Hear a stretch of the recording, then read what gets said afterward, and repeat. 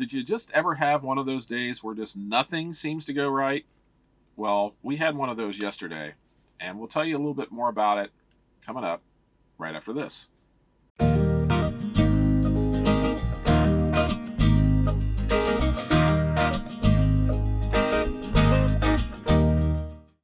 Hi, everybody. I'm Judy. And I'm Jim, and welcome to It's a Highway Vlog, where you get to travel the country with us, and you don't even have to leave the repair shop.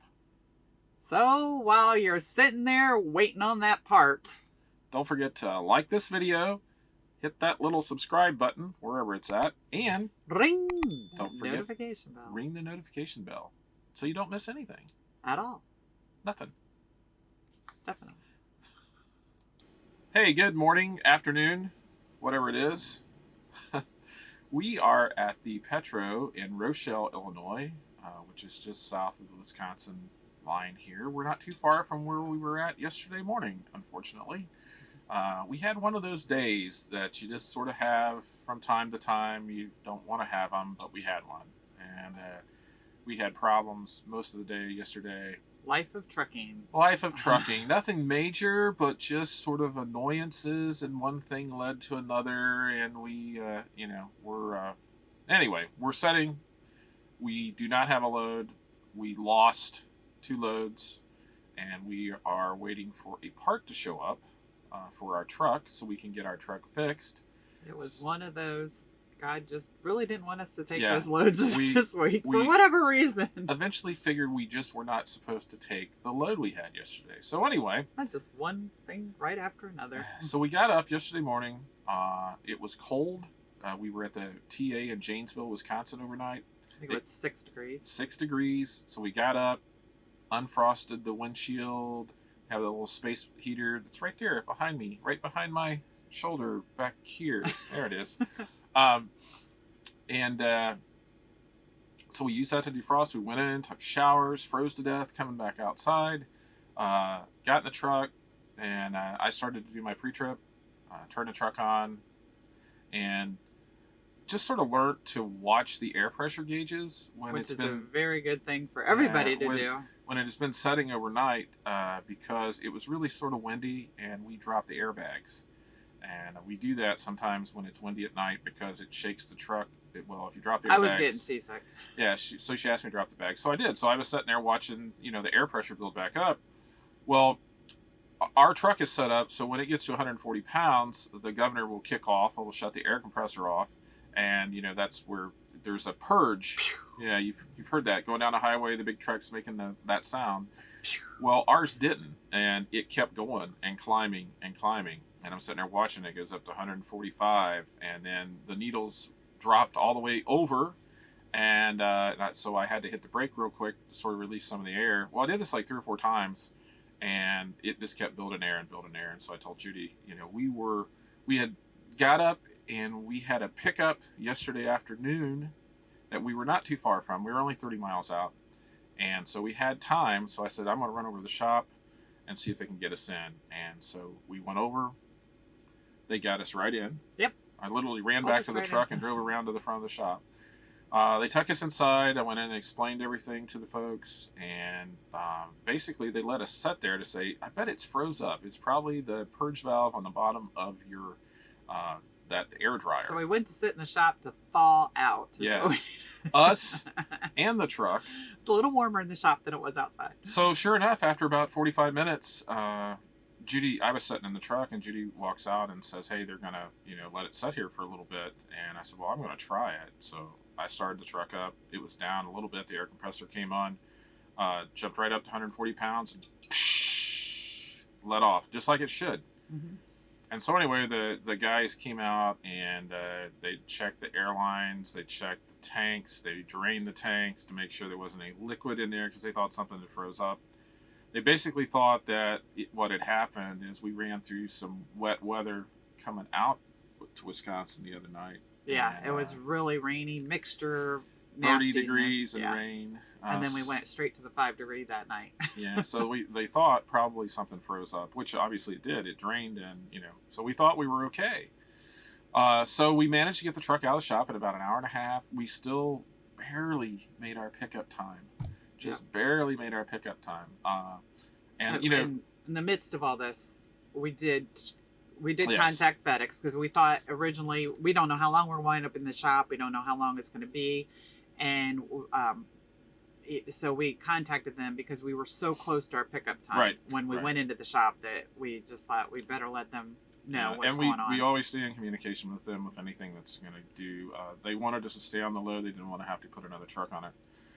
And so off we went to the shipper. We arrived at the shipper literally right on time, our original pickup time. So that was crazy. Point one. We're leading to another one. Yeah. Is that when we tried to print the tape? And the printer didn't print the tape? Yeah. Yeah. I think So we have to print out, it was a temperature control load, so we have a data recorder in our truck, and we push a little button, it spits out a little tape, and so we went to do that. Nothing printed. Nothing came out. And we're like, what is going on?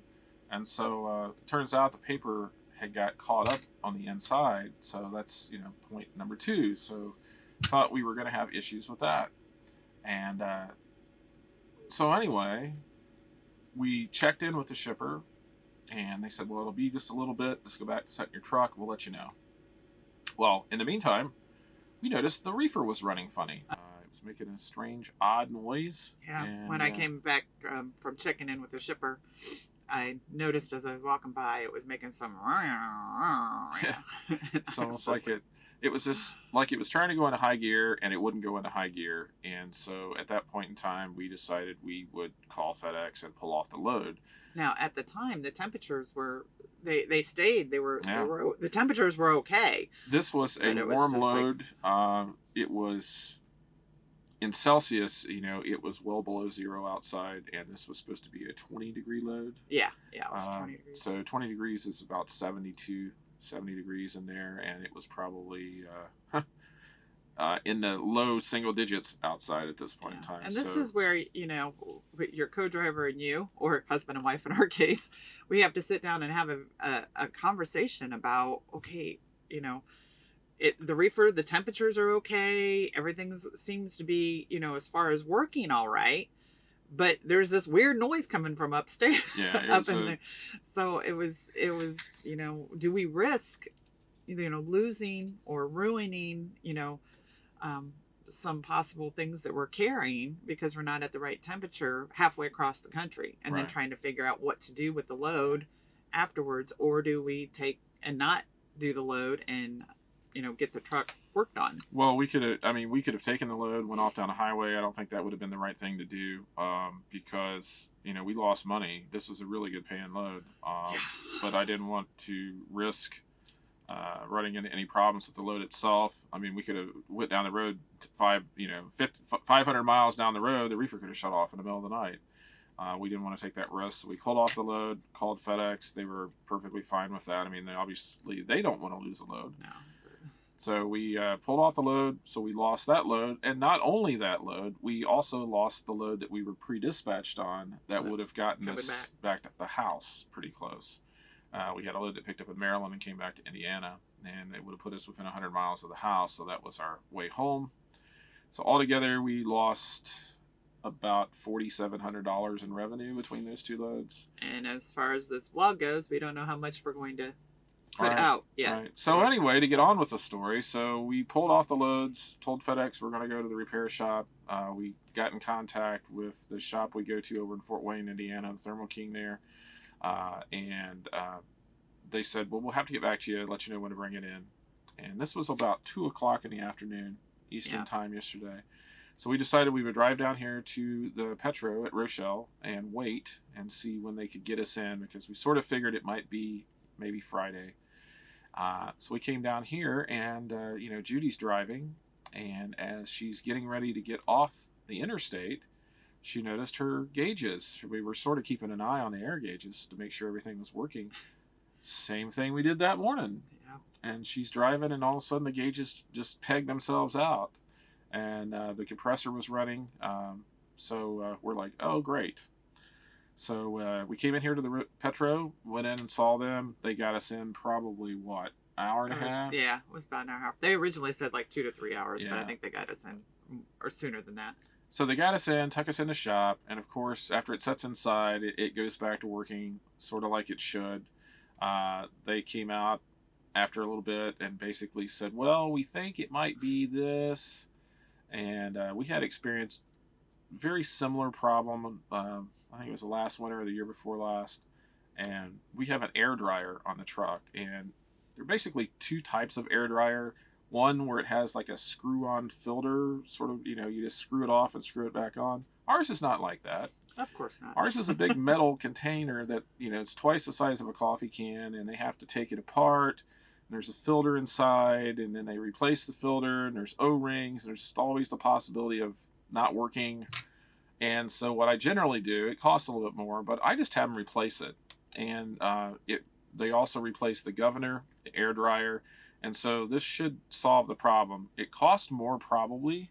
Yeah, and our reasoning behind that is we pay for the labor and cost to have it cleaned out and right. whatever and they so do. Now I'm to just it. going to get a new one. And so now you get new with the risk of possibly it going bad again and them having to redo it later, right. Or you just happen to replace it eventually. So why not just go ahead and replace it? That's our reasoning. Yeah, I don't like to have them work on stuff because you just get into, there's issues. There could be issues with it, so let's just put new on. That's what we usually do. I know it costs more, but anyway. So that's what we decided to do. Unfortunately, they have the air dryer, but they do not have the governor, so they had to order that. So that should be here. It is almost noon on Thursday morning, Eastern time. It's only 11 o'clock their time. Yeah. So they'll have that in hopefully this evening, and it's not a very large fix. I mean, literally an hour. And probably. They told us that we're first in line when that part comes in. So we'll have that put on today, and then we're going to drive over to Fort Wayne once that is finished tonight. Judy will drive over, and then our daughter is going to, unless this turns out to be a 1 o'clock in the morning issue, but we only live about 100 miles from the Thermo King in Fort Wayne, and so our daughter's actually going to come over and get Judy tomorrow, and or tonight. Yeah, I guess tonight, if we make it soon enough. Whenever this video goes out. Yeah, that'll be tonight. So what we're hoping, we get that done, taken care of, and then I get to go and set at the shop tomorrow and try to figure out what's going on with our reefer. I hope it's just something minor. We've never had any real issues out of this truck. We did have this has been an awesome reefer. It's we had really a shaft replaced in it here a while back, so I don't know. We'll see. But it should be in good hands. I sort of trust those folks more than anybody else around the country dealing with the Thermo King. There comes to another thought is, as owner operators, and those of you who are not owner operators or, drive for somebody else, it's the tactical, logistical decision of which shop do you go to. Right. And we were right here, and there really wasn't... Could have went to Chicago, Milwaukee, or Davenport, Iowa. And everywhere was far enough away that we weren't going to make it in time for them to they would already been closed. Right. Most of the Thermo Kings closed at 5 o'clock, and we could have had them fix it, but we weren't under load, so, we sort of get priority at the end of everything, but which is the way it should be. If you have a load on your truck, so and you have a reefer running. If there is something that's not minor wrong with it, we can leave it in Fort Wayne, and we're only 100 miles away from the house. Someone come over, get us an hour and a half, and then we'll go home. Mm-hmm. So we are going to go home for Friday, and we were planning on being home Friday anyway after Christmas. Yeah. And we actually have a load that we pick up Monday close to home and deliver close to home. One of those shorties that we took, but now that's sort of up in the air too. I don't know what's going to happen. It depends on what they find with the reefer unit. I'm hoping it's just something minor. Might be a plugged fuel filter. I don't know. I don't even want to speculate, really, because I don't want to even think about that. We don't really want to think about that. We figured that the truck was jealous that it was not getting a new Christmas present that it knew about. So that's what you told the dispatchers when we were talking. Just gonna spend our money anyway. Yeah, it's like, why didn't you give me a Christmas present? So here, I need new parts. I need new this. So we'll see. But that's where we're at right now. We're just sort of waiting. The other part I wanted to mention is these are the reasons we also keep money set aside for maintenance. Right. Because right now we've lost 2 loads. We probably are not going to get another load in these 2 days. Right. You know, and then plus the cost of what we're Maintenance. and what we're doing. So we set Right. aside each month money to be able to do that. And so the money we don't use in a month's time, you know, gets put back. So. Don't let the truck know. It likes to spend money. So actually, we've had a pretty good string of good luck. We haven't really spent much on maintenance, so our maintenance fund is built up pretty well. So that's where we're at. That's what we're doing. Hopefully, we'll get out of here and we'll be vlogs forthcoming while we're Yes. home for Christmas. I don't know how long or anything those are going to be. We'll try to put one out, but Yeah. we're home, so you know, grandson takes Yeah. priority. Yeah. So. And we're hoping to maybe visit a team while we're home too. Yes. A new team that Yeah. might be coming out. So that'll Gotta be fun. meet up with them and talk to them and everything. That'll be fun. So anyway, are we finished? I think that's it until our next update, which will hopefully be tomorrow about what's going on with everything. Yeah, we'll let you know what's going on with the truck. And it may be just Jim. Probably 'Cause me. I may not be around. Yeah. So anyway, we hope you like videos like this. I know I don't.